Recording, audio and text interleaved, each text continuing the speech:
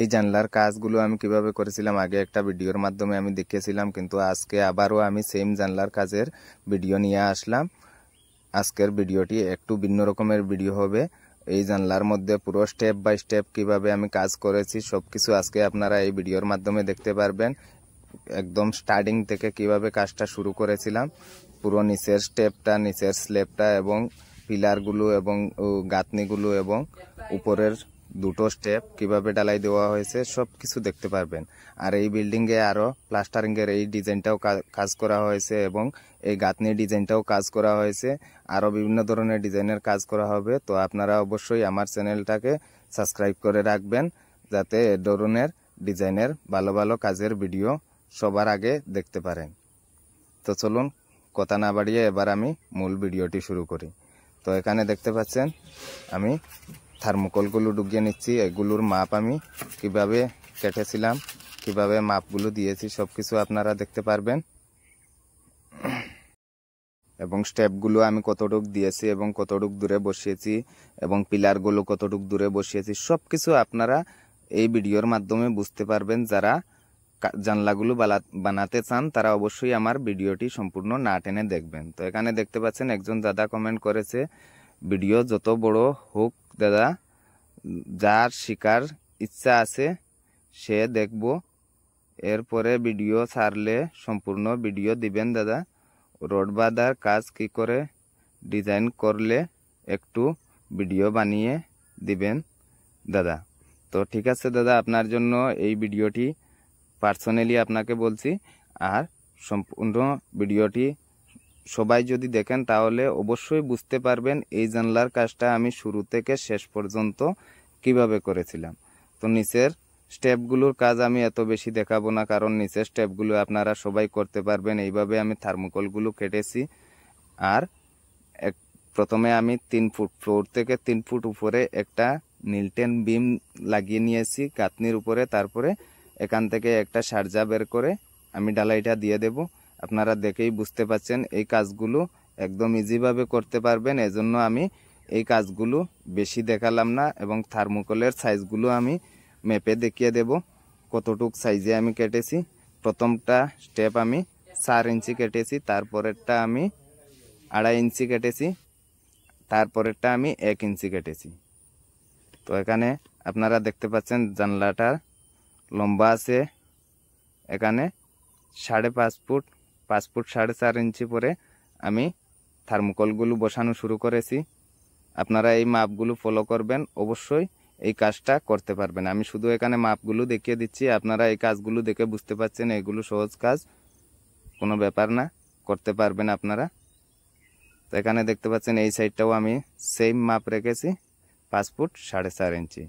তারপরে কোনাকুনিটাও মাপ দিয়ে আমি দেখিয়ে দিচ্ছি, কারণ এই মাপগুলো আপনারা কাঠ দিয়ে যখন বা যা কিছু দিয়ে আপনারা শাটারিং করেন না কেন, প্রথমের শাটারিংটা করার পরে এইভাবে মাপগুলো পারফেক্টভাবে বসিয়ে নেবেন, তারপরে থার্মোকলগুলো বসাবেন।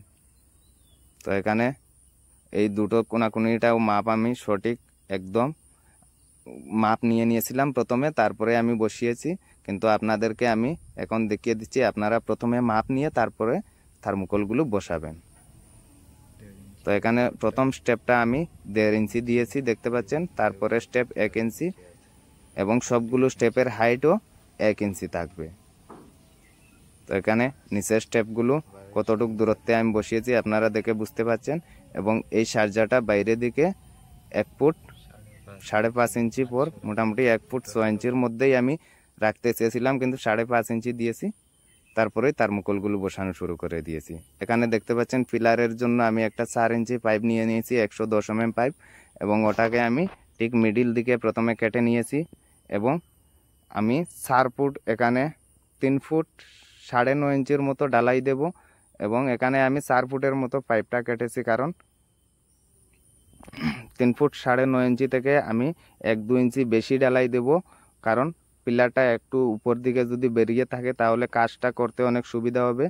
এবং কেন কাজটা করতে সুবিধা হবে আপনারা একটু পরে বুঝতে পারবেন। এজন্য আপনাদেরকে বলছি, এই পিলারটা যদি আপনি 3 ফুট 9 ইঞ্চির মধ্যে উপরে স্ল্যাবটা দিতে চান তাহলে 3 ফুট 11 ইঞ্চির মতো পাইপটা কাটবেন 2 ইঞ্চি এক্সট্রা রাখবেন, 1-2 ইঞ্চি, এতে কাজটা করতে আপনাদের সুবিধা হবে। তো এখানে দেখতে পাচ্ছেন আমি পিলারের রডটা প্রথমে 2 ইঞ্চি বাই 2 ইঞ্চি রিং বানিয়ে 3টা 8 mm রড দিয়ে বেঁধে নিয়েছি। তারপরে আমি এখানে 2.5 ইঞ্চি দূরত্বের মধ্যে বসিয়ে দিয়েছি, দুটো সাইড থেকে থার্মোকল থেকে মেপে 2.5 ইঞ্চি দূরত্বের মধ্যে বসিয়ে দিয়েছি। এবার আমি 10 mm চিপসগুলো, এখানে কিন্তু ছোটো সাইজের চিপসগুলো ব্যবহার করছি, 10 mm যেগুলো চিপস আছে, এবং ডালাই দেওয়ার সময় রডটা ভালোভাবে টেনে টেনে কাভারিংগুলো দিয়ে দিচ্ছি। ওই রডগুলো কিন্তু থার্মোকলের উপরে বসানো হয়েছে, যার কারণে আমি টেনে দিচ্ছি। এই কাজগুলো আপনারা অবশ্যই করবেন এবং ছোটো চিপস দিয়ে ডালাই দেওয়ার চেষ্টা করবেন, এতে কাজের ফিনিশিংগুলো অনেক ভালো আসবে, স্টেপগুলো অনেক সুন্দর দেখাবে। তো এবার আমি স্ল্যাবটা ডালাই দিয়ে দিয়েছি। এবার আমি এই যে নিনটেনটা দেখতে পাচ্ছেন, এই নিনটেনের উপর দিকে রডটা অল্প জায়গা বেরিয়ে রয়েছে, ওই রডটুকু বাইরের দিকে একটা কাঠ বসিয়ে আমি ডালাই দিয়ে দেব। কারণ এই জায়গাটা যদি নিনটেন বিমটা যদি স্ল্যাব থেকে 1-1.5 ইঞ্চি উপরে উঠিয়ে না দেন, তাহলে কিন্তু নিনটেন বিমটাও দুর্বল হবে, এবং ওই সারজার মধ্যে যদি বাইরে কখনো বৃষ্টির কারণে জলটা পড়ে যায়, তাহলে ভেতর দিকে চলে আসার সম্ভাবনাটা থাকে খুব বেশি, যার কারণে বিমটা যদি 1-1.5 ইঞ্চি উঁচু হয় তাহলে একটু বেটার হয়। তো এখানে দেখতে পাচ্ছেন আমি পাইপটার মধ্যে যে জায়গাটা কেটেছিলাম মিডিল দিকে, এখানে টেপ লাগিয়ে এবং ডুগিয়ে দিয়েছি ভেতরে। লাইট দিয়ে দেখে নিচ্ছি পুরা সেন্টার হয়ে বসেছে কিনা। আমি কাজগুলো কিন্তু একসঙ্গে করে নিচ্ছি, স্ল্যাব ডালাই দিয়ে সঙ্গে সঙ্গে উপরে পিলারগুলো দিয়ে দিচ্ছি। আপনারা চাইলে পরের দিনও কাজটা করতে পারেন। তো এখানে কিন্তু আমি থার দিয়ে এখনও বাঁধিনি, পিলারটা থার দিয়ে বাঁধতে হবে। আমি হালকা অল্প একটু মশলা দিয়ে প্রথমে সেন্টার করে বসিয়ে তারপরে বেঁধে নেব। আপনারা চাইলে প্রথমে বেঁধে নিতে পারেন। তো আপনারা দেখতে পাচ্ছেন এখানে পিলারটা বেঁধে শোল করে নিয়েছি। এবার আমি এই নিনটেন বিমের সেন্টারিং মাপটা বের করে এখান থেকে সেন্টার থেকে 2.5 ফুট দূরে, এই সাইডে 2.5 ফুট এবং ওই সাইডে 2.5 ফুট, সেন্টার থেকে মোটামুটি পুরোটা জানলা আমার 5 ফুট হবে। তো এখানে দেখতে পাচ্ছেন সেন্টার থেকে আমি 2.5 ফুট 2 ফুট 6 ইঞ্চি দিয়েছি, এদিকে 2 ফুট 6 ইঞ্চি ওদিকে দিয়েছি, এবং এই দুটো সাইডটা আমি সঙ্গে সঙ্গে গাঁথনি লাগিয়ে নেব। এতে কি হবে, আমার সামনের যে সার্জার শাটারিংটা ছাড়তে অনেক সুবিধা হবে। কারণ যদি গাঁথনির লোডটা উপরে উঠিয়ে দেওয়া হয় সঙ্গে সঙ্গে, তাহলে সামনের সার্জাটার শাটারিং যখন ছাড়া হবে তখন কোনো রিস্ক হবে না। তা না হলে কখনো ক্র্যাক আসতে পারে এবং এত তাড়াতাড়ি শাটারিংটা ছাড়তে পারবেন না, একটু বেশি টাইম লাগবে। তবে গাঁথনিগুলো উঠিয়ে নিলে একটু বেটার হয়, কারণ সামনের দিকে অনেক লোড পড়ে যায়, উপরের স্ল্যাব নিচের স্ল্যাব সব কিছু মিলিয়ে একটু বেশি লোড হয়, যার কারণে এখানে নিনটেন বিম এবং গাঁথনিগুলো সঙ্গে সঙ্গে করে নেওয়াটাই অনেক ভালো। এবং আপনারা অবশ্যই নিনটেন বিম দিয়ে কাজটা করার চেষ্টা করবেন, এতে কাজটা মজবুততাটা বাড়বে কাজের মধ্যে। অনেক মিস্ত্রি ভাই আমি দেখেছি কাজটা করে নেন, কোথাও নিনটেন বিম ব্যবহার করেন না, এমনিতে গাঁথনির মধ্যে রডগুলো ডুগিয়ে কাজটা করে নেন। এই ধরনের কাজ করবেন না আপনারা। তো এখানে দেখতে পাচ্ছেন আজকের মতো এই কাজটুকু করেছি আমি, বাকি কাজটুকু কালকে আসে করব। এখানে রাত্র হয়ে গেছে দেখতে পাচ্ছেন। তো এই গাঁথনিগুলো আমার করা শেষ হয়ে গেছে, জানলাটা মোটামুটি আজকের মতো এই কাজটুকু করেই আমি রেখে দিয়েছি। এবার আমি 2-3 দিন পরের এই ভিডিওগুলো করার প্রায় 1 সপ্তাহ পরে এই কাজগুলো ভিডিও করেছি। মোটামুটি এবার আমার শাটারিংটা ছাড়া চলবে, 1 সপ্তাহের আগে কমসে কম শাটারিং ছাড়বেন না। তো এখানে পিলার দুটো আমার দেওয়া হয়ে গেছে। এই যে দেখতে পাচ্ছেন থার্মোকলগুলো আমি খুলে নিচ্ছি, কিন্তু এখানে সামনের দিক থেকে ভিডিও করাটা একটু অসুবিধাজনক হয়ে দাঁড়াচ্ছে আমার জন্য, কারণ এখানে সামনে অনেক কিছু রাখা আছে, যার কারণে এই ভিডিওগুলো আমি এত স্পষ্টভাবে সামনে থেকে দেখাতে পাচ্ছি না। কিন্তু শাটারিং খোলার ভিডিও এত ভালোভাবে না দেখালেই চলবে, এজন্য মোটামুটি একটাভাবে করে নিচ্ছি। এবার আমি উপরের শাটারিংটা লাগিয়ে নেব।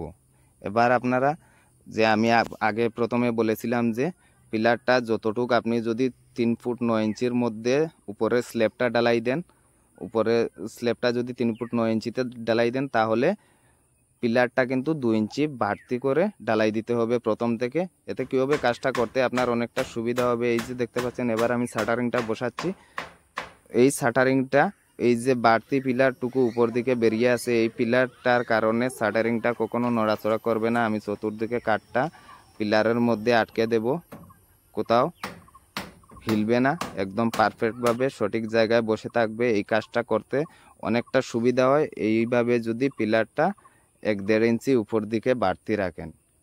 তো এই বাড়তি জায়গাটা উপর দিকে যদি বেরিয়ে থাকে তাহলে কোনো সমস্যা নেই, কারণ ওই জায়গাটা তো উপরে স্ল্যাবের সঙ্গে ডালাইয়ের ভেতরে আবার ঢুকে যাবে, আপনারা দেখলেই বুঝতে পারবেন, আমি দেখিয়ে দেব।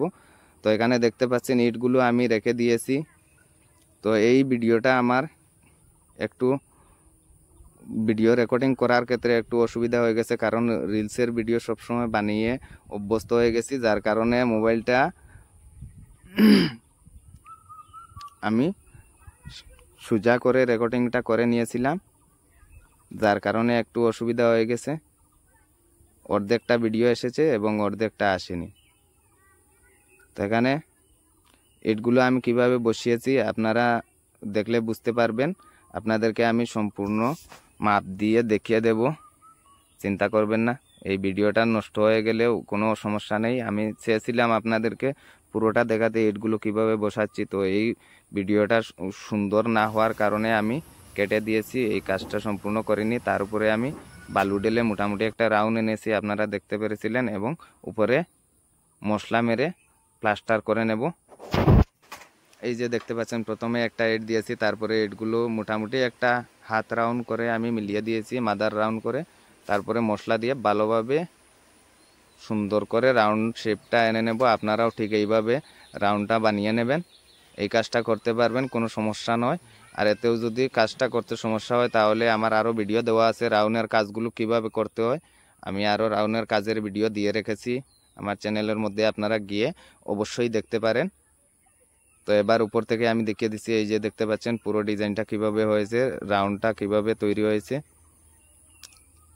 এবং আমার আগের ভিডিওতেও আপনারা দেখতে পারবেন রাউন্ডের কাজগুলো কিভাবে করা হয়েছে। তো এখানে আমি ঝাড়ু দিয়ে ফিনিশিং দিয়ে দেব।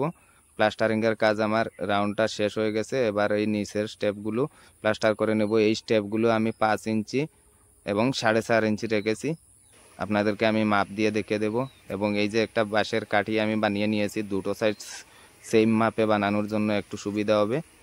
তো এইভাবে আপনারাও একটা কাঠি বানিয়ে কাজগুলো চাইলে করতে পারেন, এবং ফিতা ব্যবহার করেও সঙ্গে সঙ্গে মাপ দিয়ে দিয়ে কাজগুলো করতে পারেন, এতে কোনো সমস্যা হবে না। কিন্তু এক মাপে থাকতে হবে, তা না হলে কিন্তু দেখতে বিশ্রী হবে। তো এই জিনিসটা লক্ষ্য করে এই কাজগুলো করবেন, এবং একটু ধীরে ধীরে করার চেষ্টা করবেন যাতে এই কাজগুলোর মধ্যে ফিনিশিংটা একটু ভালো আসে। কারণ এই কাজগুলোর মধ্যে যদি ফিনিশিং ভালো না আসে তাহলে কিন্তু ডালাইয়ের মধ্যেও ফিনিশিং আসবে না, কারণ এই প্লাস্টারের উপরের স্ল্যাবটা ডালাই দেওয়া হবে, এবং স্টেপগুলো অনেক ছোটো ছোটো হওয়ার কারণে স্টেপগুলোও প্লাস্টার করতে অনেক সময় লাগবে। তো এই কাজগুলো কিন্তু প্লাস্টারিং করে কাজ খুব কম করা হয়, কারণ ডালাইয়ের মধ্যেই প্রোটিন কেটে পুট্টি কেটে রং করে দিলেই কাজটা কমপ্লিট হয়ে যায়। তো এই কাজগুলো একটু পারফেক্টভাবে করার চেষ্টা করবেন। আপনারা দেখতে পাচ্ছেন অনেক সুন্দরভাবে রাউন্ড শেপটা দিয়েছি, শুধুমাত্র হাত দিয়ে আমি মিলিয়েছি। তো হাত দিয়ে কিভাবে রাউন্ডের কাজগুলো মিলাতে হয় যদি আপনারা না জানেন তাহলে আমার আরও ভিডিও রয়েছে চ্যানেলের মধ্যে, আপনারা চাইলে গিয়ে দেখতে পারেন। এই কাজগুলো সম্পূর্ণ ভিডিও আমি আপলোড দিয়ে রেখেছি, আর ভিডিওটা অনেক লম্বা হয়ে যাওয়ার কারণে এই কাজগুলো আমি দেখালাম না। আর এই বিল্ডিংয়ে আরও বিভিন্ন ধরনের ডিজাইনের কাজ করা হবে, কিছু কাজ আমি করেছি এবং আপলোড দিয়েও দিয়েছি। তো আপনারা চাইলে আমার ভিডিওগুলো গিয়ে দেখতে পারেন। আর বাকি কাজগুলো ডিজাইনের কাজগুলো করার কিভাবে করছি আমি ভিডিওগুলো দেখতে হলে আমার চ্যানেলটা সাবস্ক্রাইব করে বেল আইকন বটনটি টিপে রাখবেন, যাতে ডিজাইনের কাজের পরবর্তী ভিডিও আপলোড দেওয়ার সাথে সাথে সবার আগে আপনি আমার পরবর্তী ভিডিওটি দেখতে পারেন। তো এখানে দেখতে পাচ্ছেন কাজের ফিনিশিংগুলো কত সুন্দর এসেছে ডালাই এবং স্টেপগুলোর। তো এখানে এই যে পিলার থেকে আমি প্রথমে 4 ইঞ্চি দূরে 4.5 ইঞ্চি দূরে আমি একটা স্টেপ বসিয়েবো এই সাইডটা, এবং সামনের সাইডটা আমি 3 ইঞ্চি দূরে বসাবো। তো এই মাপগুলো দিয়ে দিয়েছি, এবং তারপরে এই মাপ অনুযায়ী আমি থার্মোকলগুলো বসিয়ে নেব উপরে স্টেপ তৈরি করার জন্য। তো আপনারা সঙ্গে থাকবেন, পরের কাজের ভিডিওগুলো অবশ্যই গিয়ে দেখবেন। ভিডিওটা অনেক লম্বা হয়ে যাওয়ার কারণে এই কাজের ভিডিওগুলো আমি সম্পূর্ণ দেখাতে পারলাম না। পরের কাজের ভিডিওর মধ্যে আমি দেখিয়ে দেব কিভাবে রোডের কাজ করছি এবং কিভাবে স্টেপগুলো শাটারিং তৈরি করে ডালাইগুলো দিয়ে দিচ্ছি আমি।